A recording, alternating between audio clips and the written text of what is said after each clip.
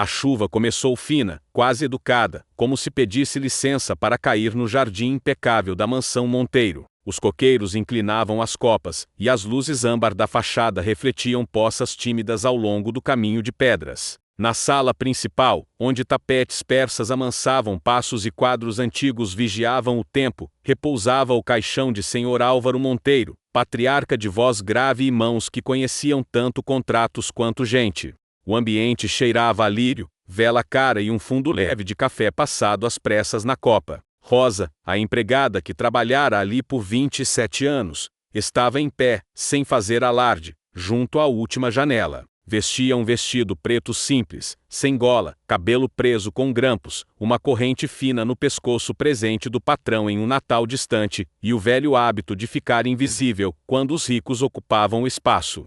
Mas, naquela noite, o invisível se recusava a obedecer. Os olhos marejados dela brilhavam mais do que o verniz do chão. Senta um pouco, Rosa sussurrou Naná, a copeira, trazendo um copinho de água. A senhora não parou desde cedo. Chorar não cansa, Naná respondeu Rosa, sem erguer muito a voz, para não derramar ainda mais. Cansa é engolir. Do outro lado do salão, Dona Beatriz, viúva de Álvaro, usava um taier de luto que parecia desenhado pela própria palavra distância. Ao lado dela, Eduardo, o primogênito, camisa de linho e um tique de ajustar a manga quando contrariava, e Viviane, a filha do meio, escarpim alto, perfume caro, olhar que media pessoas como quem mede metros quadrados. Lucas, o neto adolescente, estava um pouco atrás, de terno que ainda não fazia parte da pele, com as mãos inquietas na lateral da calça, e um incômodo verdadeiro que não sabia nomear. O advogado da família, Dr. Renato Siqueira, também estava presente, terno azul marinho, maleta de couro, a postura de quem sabe a hora exata de falar. Evitava a exposição, mas não resistia aos rituais de poder, cumprimentou os filhos com gravidade, falou baixo com Beatriz, mapeou discretamente os presentes. Era noite de despedida e de posicionamentos. Rosa tentou se aproximar do caixão quando a fila de cumprimentos rareou. Parou a meio metro, como sempre fez em 27 anos, respeitando limites invisíveis. Olhou o rosto do patrão menos duro, menos patrão e sentiu uma infância inteira voltar. O dia em que ele mandou consertar a máquina de lavar da casa dela sem contar para ninguém. O remédio que ele comprou quando a mãe de Rosa quase sucumbiu à pneumonia. O bilhete curto que um dia ele deixara. Rosa, descanso também é trabalho de gente. Vai com Deus, seu Álvaro sussurrou, os dedos mal encostando na madeira. Mas as despedidas de pobre, mesmo silenciosas, incomodam o barulho dos salões. Viviane se aproximou com passos rápidos, sorriso de circunstância, e uma mão que parecia sempre pronta para apertar campainhas. Rosa, minha querida, a gente entende sua emoção, mas é muita exposição, não acha? Disse em tom de consolo envernizado. Os fotógrafos podem chegar a qualquer momento. Você sabe como é. Rosa assentiu, sem discutir. Não por concordar, mas por conhecer o coreto. O luto da casa grande tem figurinos, posições, legenda oficial. E a dor de quem varreu esse chão por décadas precisa caber em rodapé. Eduardo, que escutara a fala da irmã, completou, ajustando a manga. Aliás, procure orientar a equipe. Nada de fotos na copa, por favor. Aquela bagunça do café. Fez um gesto curto, como quem espana poeira. A bagunça é a vida acontecendo, seu Eduardo retrucou Naná, sem conseguir engolir. Mas tudo bem, a gente dá um jeito. Rosa tocou de leve o braço da copeira, não valia a pena. Ainda não. Ao lado do piano, Dona Beatriz observava como quem classifica objetos. Percebeu a aproximação de Rosa, e atrasou um segundo o suspiro, calculando a fala. Rosa, agradeço por tudo hoje. De verdade, mas tente ficar discreta. Sim, o discreta veio com lacinho. Álvaro era muito bom com você. Era, pensou Rosa, e um pedaço do verbo ficou atravessado. Álvaro era bom com todos quando queria, duro quando precisava, justo quando se lembrava de que justiça existe. Com Rosa, quase sempre fora bom. Com ela ele não falava em tom de ferrolho. Apertava o ombro e pedia café com por favor que não parece ordem. O relógio antigo bateu 9h30. O advogado consultou o pulso. Amanhã, às 10, seria a leitura do testamento e quem conhece sala de madeira e vidro sabe, depois que a vela derrete, começa a geografia dos bens. Rosa não pensava nisso, pensava na última tarde do patrão, quando ele a chamou no escritório, pediu o café, olhou para a caixa de música que ficava no aparador e disse, com um sorriso que doía, Rosa, tem um favor que eu vou te pedir, quando eu não estiver mais aqui. Ela não entendeu de primeira, ele não explicou de todo, apenas entregou uma chavinha de bronze e disse, guarda, amanhã você vai saber. Rosa leva a chave no bolso do vestido desde então, uma chave leve com um peso enorme. E, enquanto a noite avançava entre condolências e pratos recolhidos sem ruído, ela sentia que a mansão respirava outra coisa além de luto, expectativa. A madrugada trouxe um frio de sala grande, aquele que não vem do clima, mas dos espaços vazios. As visitas foram indo, o coral de Meu Pêsames foi baixando, e o som que ficou foi o das louças encaixando nos armários, das panelas encontrando o metal, do pano macio que recolhe migalhas com delicadeza. Naná passava com o bule de café e copinhos brancos, sussurrando, gente, um gole, pelo amor, ninguém é de ferro. Zico, o motorista, pegou o copo e ficou perto da porta, meio de guarda-costas, meio de gente que não sabe onde pôr as mãos. Bia, a arrumadeira, se recolheu à copa e começou a dobrar guardanapos com a atenção de quem precisa fixar os dedos, para não soltar a garganta. No salão, os comentários corriam em linhas invisíveis, como formigas apressadas. Álvaro era duro, mas sabedor. Eduardo vai assumir tudo? Dizem que ele diversificou investimentos. Viviane quer vender a casa do campo. Entre uma especulação e outra, como sempre, sobrou veneno para quem é álibi de tristeza. Olha ali, a Rosa de novo. Menina, parece que está chorando mais que a viúva, disse uma convidada de pulseiras grossas, sem baixar o tom. Pior que é. Essa gente se apega demais, né? Quer aparecer, respondeu a outra, olhos sem pudor. Rosa ouviu sem dar notícia de que ouviu. A gente que trabalha em casa grande aprende a fazer dos ouvidos portas que só abrem por dentro. Mas as palavras não são fantasmas. Elas arrastam corrente. Dona Beatriz chamou o advogado para o escritório. Passou pela copa e parou ao ver as anotações no quadro, lista de compras, nomes trocados, um obrigado de giz que Naná escrevera no cantinho. Obrigada, seu Álvaro, por ver a gente. Apaga isso, por favor, ela apontou com o queixo. Não convém. Naná engoliu seco, pegou a esponja, e cada passada apagava a palavra obrigada como quem apaga a vela antes da hora. No escritório, cortinas pesadas, couro, livros alinhados por metro. Doutor.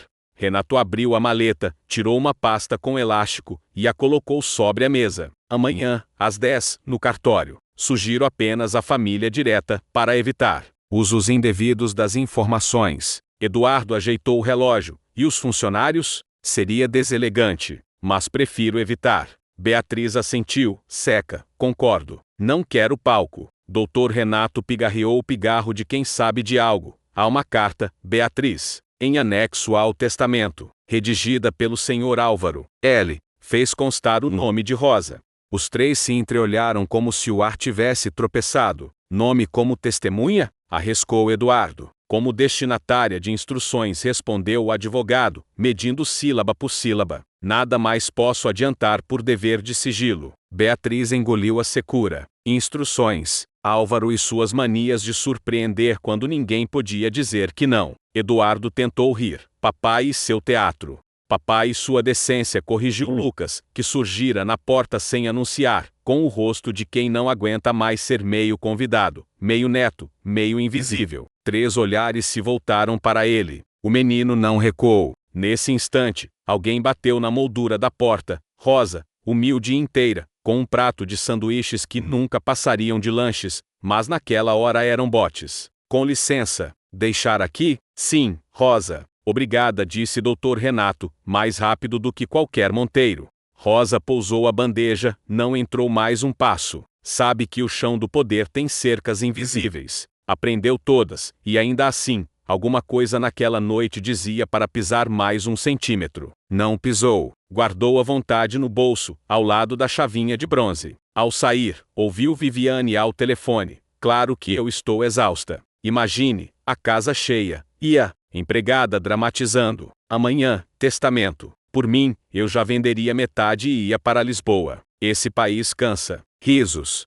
Não, querida, a fundação, a gente mantém para foto. Fica bom no release. Rosa fechou a porta de leve. O respeito verdadeiro não derruba a maçaneta. Na copa, Naná lhe estendeu um pão com manteiga, clandestino como abraço em hora errada. Come, mulher. Se eu comer agora, choro mais depois. Rosa sorriu com os olhos. Me conta, você acredita que morto houve? Se ouvir, hoje ele dorme em paz, disse a copeira, e olhou para a janela. A chuva engrossara. No fim da madrugada, quando o silêncio finalmente achou cadeira, Lucas apareceu na copa, sem terno, descalço. Rosa, meu avô deixou alguma coisa para você, não deixou? Ela levou a mão ao bolso, sentiu a chave, e respondeu com delicadeza de estrada longa: ele deixou um pedido. E pedido é mais pesado que ouro. O sol de manhã não ousou entrar inteiro na mansão. Ficou filtrado pelas cortinas, como se pedisse permissão. O caixão seguiu para o cemitério com cortejo comedido, coroas que diziam eterno em faixas douradas,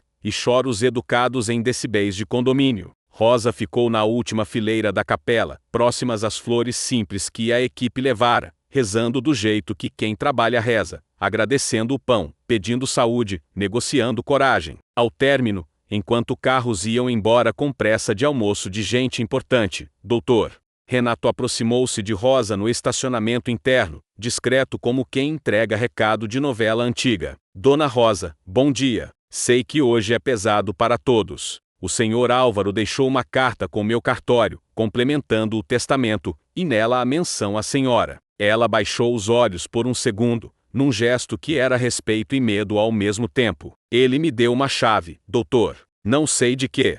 O advogado respirou fundo, curioso e cuidadoso. Recomendo que esteja na leitura, ainda que em silêncio. Se alguém questionar, diga que eu convidei. Vão questionar. Vão, concordou, sincero, mas há fatos que não dependem de vontade. De volta à mansão, as portas bateram mais do que o vento. Viviane entre papéis. Mãe, onde vamos fazer a leitura? No cartório, né? Ótimo, porque não quero a casa suja de curiosos. Eduardo fazia ligações. Corretor aqui, gerente ali, agenda de reuniões pós-luto. Beatriz controlava o tremor dos dedos com chá de erva cidreira, e o velho método de não ser pega de surpresa. Renato convidou-a. Rosa disse, com o A sem nome. O quê? Viviane quase derrubou a taça. Para quê? Ele não disse. Apenas que a carta com menção. Deus me livre, teatrinho de empregada no cartório. Lucas, com uma coragem que costuma nascer da adolescência, mas amadurece quando a injustiça passa da conta, entrou na conversa. Se a Rosa entrar no cartório incomoda, talvez o problema não seja a Rosa. Lucas, por favor. Eduardo cortou, com a autoridade de quem assina folhas. Há coisas de família que não dizem respeito a funcionários.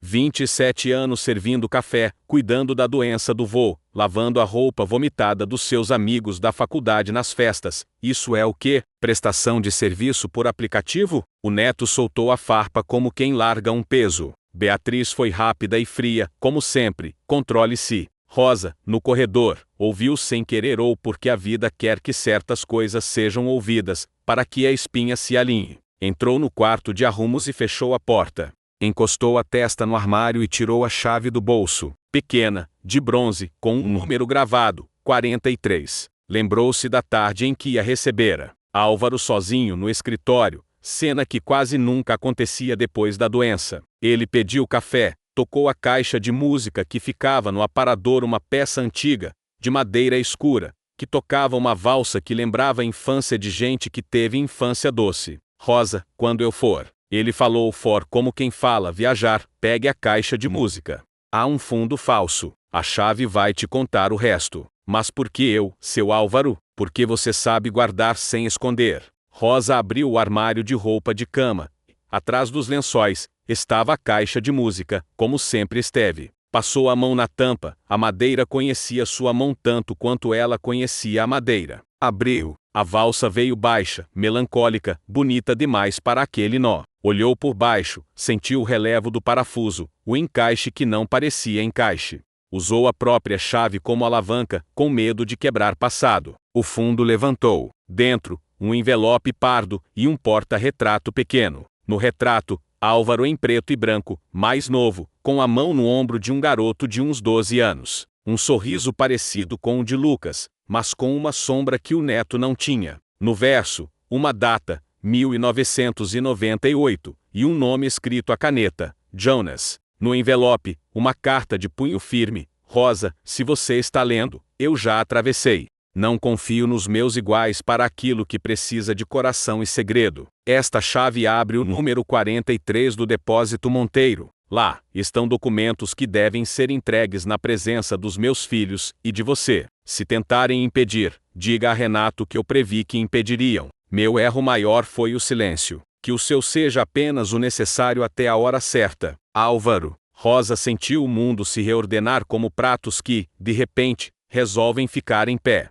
Guardou tudo de volta na caixa, trancou e respirou. Não era a herança de dinheiro que pesava ali, era a herança de um acerto de contas. O cartório ficava em um prédio antigo do centro, elevador que respira alto, escada que já viu segredo passar de paletó. A sala de leitura tinha mesa comprida de madeira, cadeiras que pediam coluna ereta, e uma janela que dava para uma praça com pombos. Dr. Renato já aguardava, com a pasta oficial, o livro grande de capa preta, e um copo de água pela metade.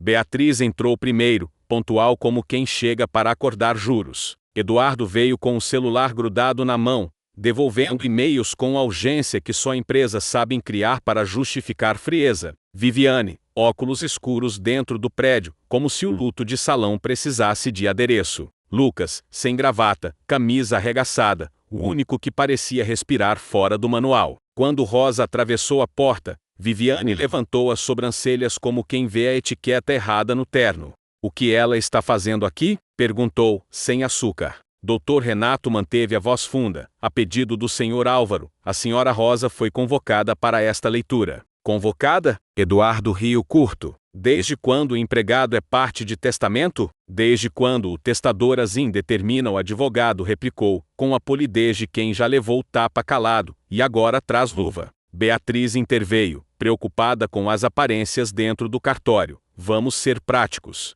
Faça a leitura, Renato. Temos um dia cheio. Ele abriu o livro, respirou a liturgia do ato e começou. A voz dele trouxe de volta Álvaro, não o corpo, mas a vontade, bens listados, propriedades, participações, uma fundação com o nome antigo da família, provisões para impostos, cláusulas de manutenção de bolsas de estudo nisso, um lampejo de humanidade que Beatriz não interrompeu, e então, o trecho que não cabia no script. Item 12, determino que, antes da execução integral das disposições patrimoniais, sejam apresentados aos herdeiros os conteúdos guardados no cofre número 43 do depósito Monteiro, cuja chave encontra-se sob a guarda de Rosa Maria de Jesus, minha funcionária e amiga. Esta apresentação deverá ocorrer com a presença obrigatória de Rosa, de meus filhos e de meu advogado. O silêncio foi de cadeira que não range. Viviane largou os óculos na mesa, e o barulho da haste batendo parecia de martelo em bancada. Isso é ridículo. O papai escreveu, interrompeu Lucas, sem raiva, só farto. E se escreveu, tinha motivo.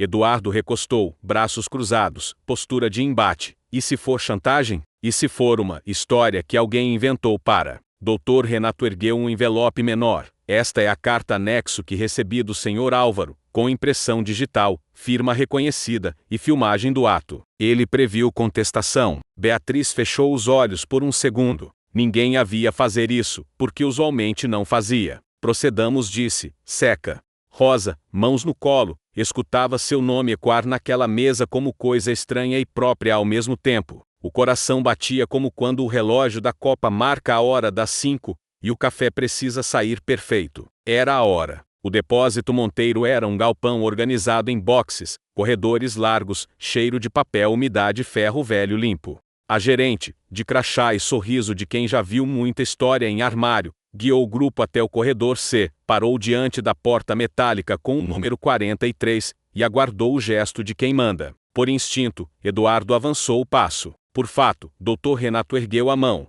A chave está com a Sra. Rosa. Todos olharam para ela. Não havia cenário mais estranho para uma empregada do que ver olhos de família ricos, esperando seu movimento. Rosa respirou como quem tira o bolo do forno. No ponto. Tirou a chave do bolso do casaco, encaixou com delicadeza e girou. O clique soou como campainha em casa antiga. Dentro, caixas de arquivo com etiquetas datadas, uma pasta de couro com o nome Jonas em dourado, e um envelope grande lacrado com o selo do cartório. Viviane revirou os olhos. Começou o drama. Rosa ignorou, segurou a pasta de Jonas e, por um instante, pesou o nome nas mãos. Lucas percebeu o tremor dela e se aproximou um passo, respeitando os abismos e oferecendo ponte. Doutor. Renato quebrou o lacre do envelope grande, leu por alto o prefácio de Álvaro. Se chegamos aqui, é porque eu falhei onde um pai não deveria falhar. No silêncio. Jonas. E parou. Jonas. O nome que Rosa já tinha visto no retrato. O nome que não fazia parte do álbum oficial da família. Quem é Jonas? Eduardo foi direto ao ponto que mais doía. Beatriz não piscou, mas o sangue sumiu do rosto como cortina que sobe sem aviso. Viviane cruzou os braços, apostando no blefe.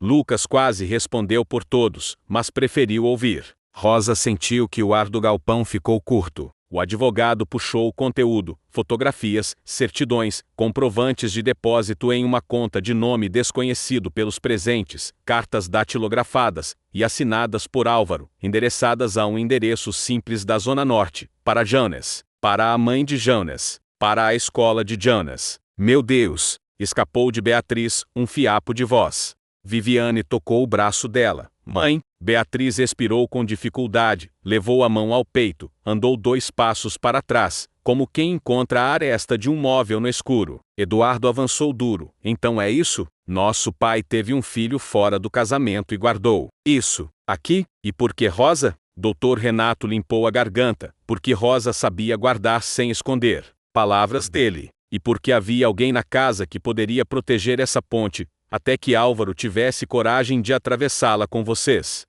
Ao fundo da pasta, uma última carta, manuscrita, com caligrafia que parecia ter envelhecido dentro do envelope. Meus filhos, se esta carta chegou às suas mãos, é porque deixei de adiar o inadiável. Jonas existe. Ele tem meu sangue. O erro não é ele. O erro é meu. Não o incluí por covardia, por medo de perder o pouco da família que eu tinha, por cálculo, por estupidez. Rosa sabe do essencial não por mexer onde não deve, mas por ser chão quando faltou chão. A vocês, não peço perdão, peço coragem. Coragem para descobrir que laços são maiores do que sobrenomes. Se me amaram um dia, me amem certo agora. Amem a verdade que eu falhei em amar. Álvaro. O corredor todo pareceu fazer silêncio junto. Beatriz encostou na parede fria, sem cair por pouco. Viviane perdeu o escudo do sarcasmo por um segundo. Eduardo cerrava os dentes, defendendo-se do colapso com a arma que sempre usou, o controle.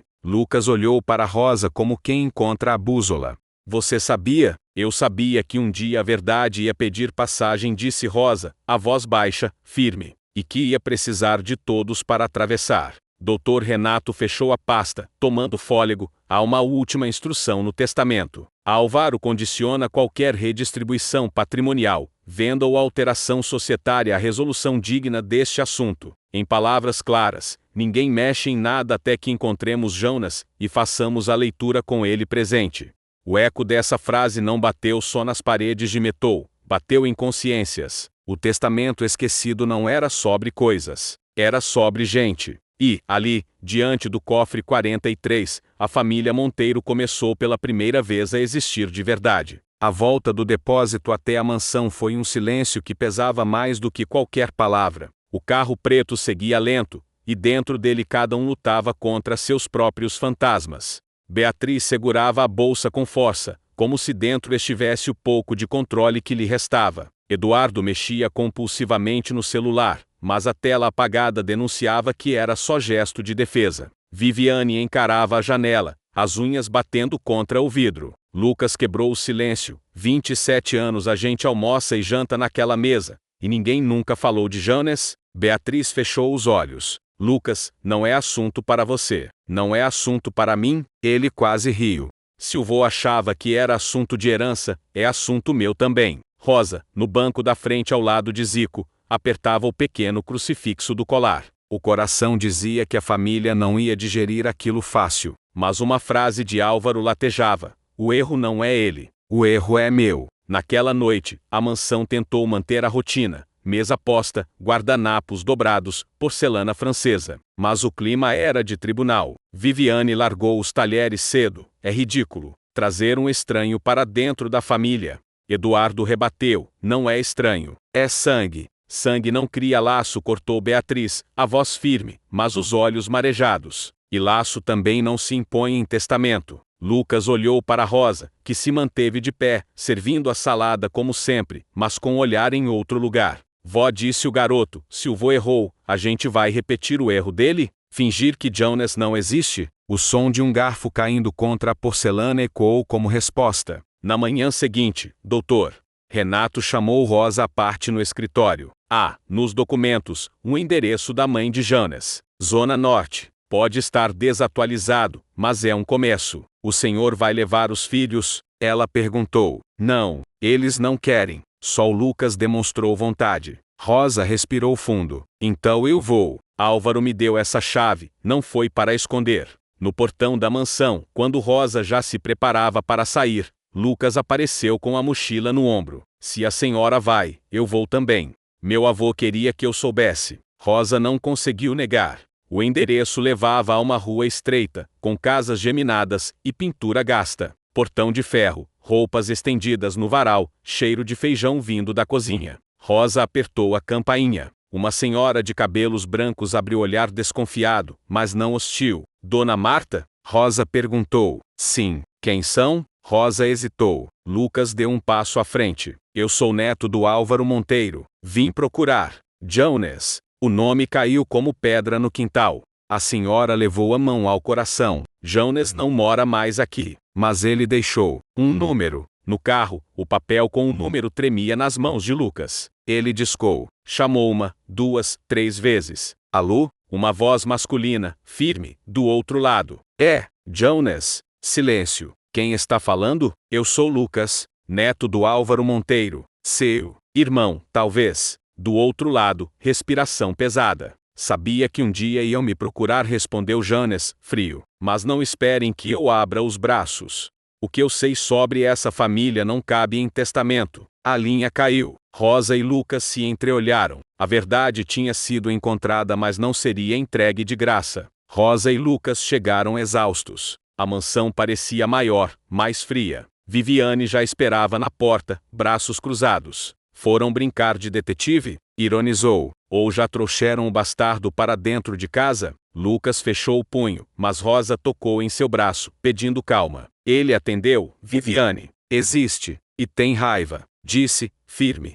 Beatriz, que vinha atrás, quase perdeu o equilíbrio. A palavra raiva ecoou como sentença. Eduardo balançou a cabeça. Se ele tem raiva, é porque deram motivo. E a gente sabe quem deu. O silêncio que seguiu foi mais pesado que qualquer discussão. Na sala principal, o grande quadro de Álvaro Monteiro observava a família em ruína. Rosa ergueu os olhos e sentiu que o patriarca ainda comandava cada gesto dali. Ele nos deixou uma missão, não uma escolha, disse, como quem fala para o quadro. Beatriz perdeu a compostura. Cala a boca, Rosa. Você não tem ideia do que esse homem nos fez passar por causa daquela história. Rosa encarou-a nos olhos. Eu vivi ao lado dele 40 anos, Dona Beatriz. Eu sei mais do que a senhora pensa. O choque foi imediato. Ninguém ousava enfrentar Beatriz. Mas Rosa não era mais só empregada. Era guardiã de um segredo que sustentava o futuro deles. No dia seguinte, tentaram se reunir para jantar.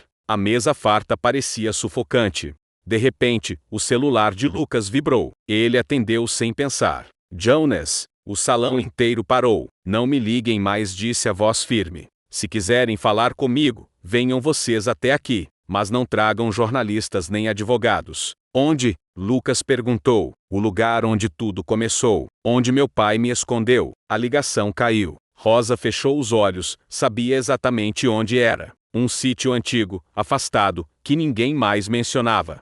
No dia seguinte, Rosa, Lucas e, contra todas as expectativas, Eduardo entraram no carro de Zico. A estrada de terra os levava cada vez mais longe da cidade, até restarem apenas árvores, poeira e silêncio. Não confio nele, disse Eduardo, nervoso. Pode estar armando algo. E se ele só quer ser ouvido? Lucas retrucou. Rosa observava o caminho. Cada curva era uma lembrança da juventude, dias em que levava recados do patrão, noites em que Álvaro desaparecia por horas.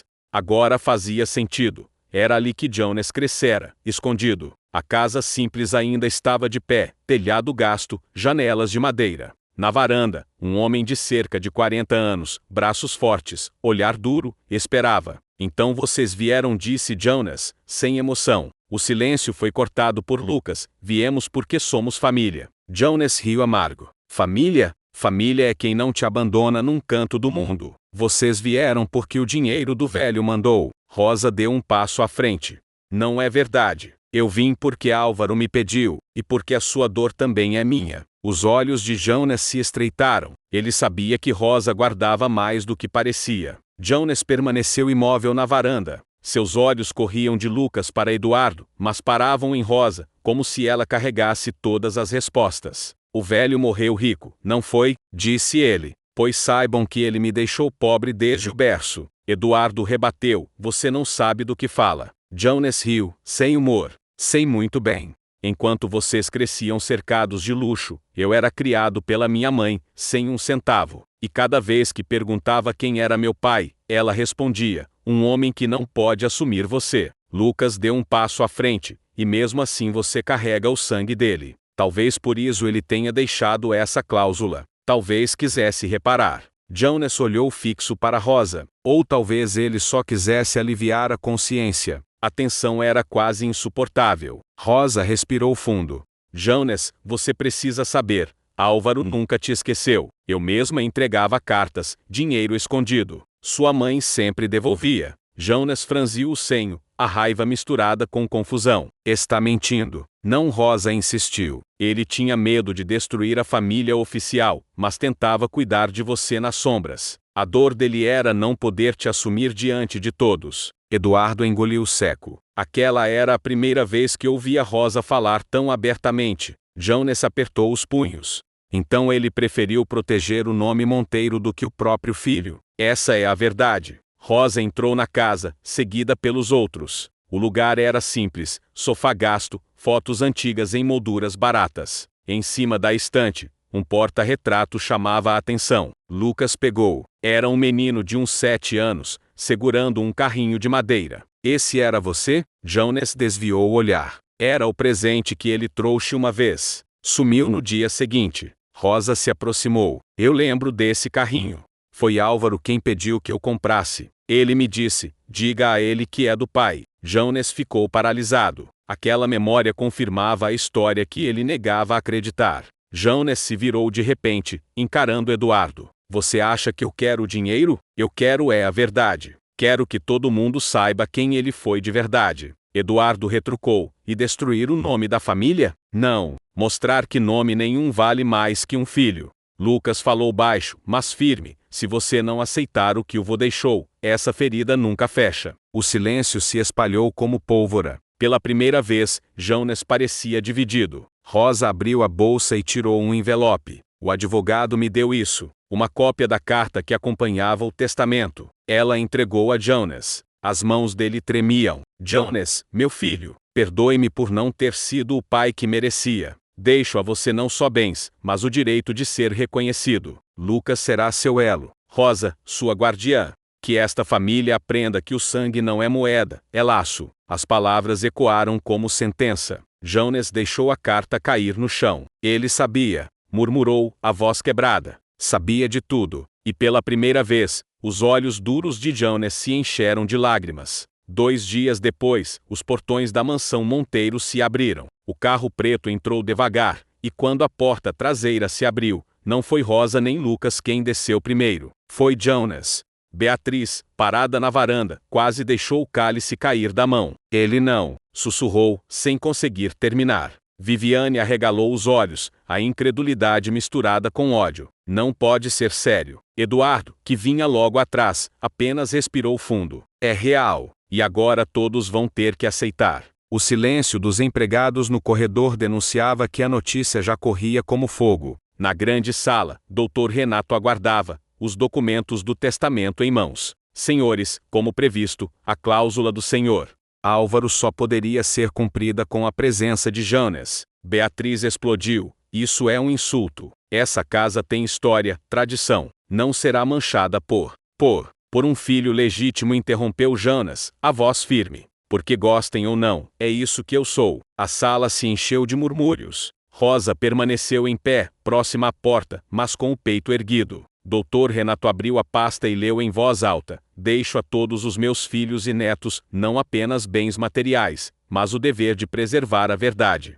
Jonas deve ser incluído em igual direito à herança. Caso algum dos herdeiros conteste, perderá automaticamente sua parte, revertida em favor de obras sociais. A reação foi imediata. Viviane bateu na mesa. Isso é chantagem. Ele não pode nos forçar. Lucas respondeu com calma: não é chantagem, é justiça. Jonas apenas encarava o chão, como se as palavras do pai ainda ecoassem no peito. Beatriz levantou-se, a voz trêmula: vocês não entendem. Esse homem destruiu a nossa vida em silêncio. Agora quer destruir em público. Jonas a olhou nos olhos. Não fui eu quem destruiu nada, dona Beatriz. Foi o silêncio de vocês. Foi a mentira que me roubou um pai. As palavras foram como um golpe. Pela primeira vez, Beatriz não teve resposta. Dr. Renato fechou os papéis. A cláusula é clara. Se aceitarem Jonas, todos permanecem herdeiros. Se recusarem, perdem tudo. A sala mergulhou em silêncio. O som do relógio na parede marcava cada segundo como um martelo. Lucas foi o primeiro a falar: eu aceito, porque família não se escolhe, se reconhece. Eduardo hesitou, mas baixou a cabeça: também aceito. Viviane cerrou os dentes, o orgulho quase engolindo as palavras. Beatriz, com lágrimas contidas, apenas disse: se for para cumprir a vontade dele, que seja. E naquele instante, pela primeira vez, Jonas Monteiro era oficialmente reconhecido como parte da família. O peso da decisão ainda pairava no ar. Jonas permanecia em pé, sem acreditar no que acabara de ouvir. Durante anos, fora o filho escondido, renegado, esquecido. Agora, pela primeira vez, tinha um lugar à mesa. Rosa, emocionada, aproximou-se e colocou a mão em seu ombro. Eu prometi a ele que cuidaria de você. Hoje cumpro essa promessa. Jonas não respondeu. Seus olhos marejados diziam mais do que qualquer palavra. Naquela noite, o jantar foi diferente. A mesa que tantas vezes simbolizou discórdia agora estava repleta de silêncio constrangido. Mas foi Lucas quem ergueu a taça primeiro. Ao meu avô, que mesmo cheio de falhas, ainda acreditava na verdade. Jonas ergueu o copo timidamente. Eduardo, depois de hesitar, fez o mesmo. Até Beatriz, mesmo amarga, levantou sua taça. Rosa, por fim, ergueu seu copo de água e completou. E a família, que mesmo despedaçada, ainda pode ser reconstruída. Mais tarde, sozinho na biblioteca, Jonas encarava os livros de Álvaro. Cada lombada era um lembrete da vida que não tivera. Lucas entrou em silêncio. Sei que não vai ser fácil, disse. Mas eu quero te conhecer, não como rival, mas como irmão. Jonas suspirou. Irmão, palavra pesada, mas talvez seja o começo que eu nunca tive. E pela primeira vez, uma centelha de confiança surgiu entre eles. No dia seguinte, Rosa revelou que Álvaro havia deixado uma última carta, trancada em uma gaveta secreta da escrivaninha. O advogado autorizou a abertura. Jonas leu em voz alta: sei que deixo feridas abertas. Mas a verdadeira herança não está em cofres, e sim no perdão. Quem conseguir perdoar terá herdado mais do que qualquer fortuna. A sala silenciou. Aquilo não era apenas um testamento, era um desafio. No jardim da mansão, Rosa observava os filhos Monteiro lado a lado, ainda distantes, ainda desconfiados, mas unidos pela primeira vez. Jonas caminhou até ela. Você foi mais mãe para mim do que qualquer outra pessoa. Rosa sorriu, com lágrimas descendo pelo rosto. Eu só fiz o que ele não teve coragem. Amar você sem vergonha. Jonas a abraçou forte. E naquele abraço, todo o peso dos anos de silêncio começou, finalmente, a se dissolver. A câmera imaginária se afastaria mostrando o retrato de Álvaro na parede, como se o patriarca, em algum lugar, pudesse finalmente descansar em paz.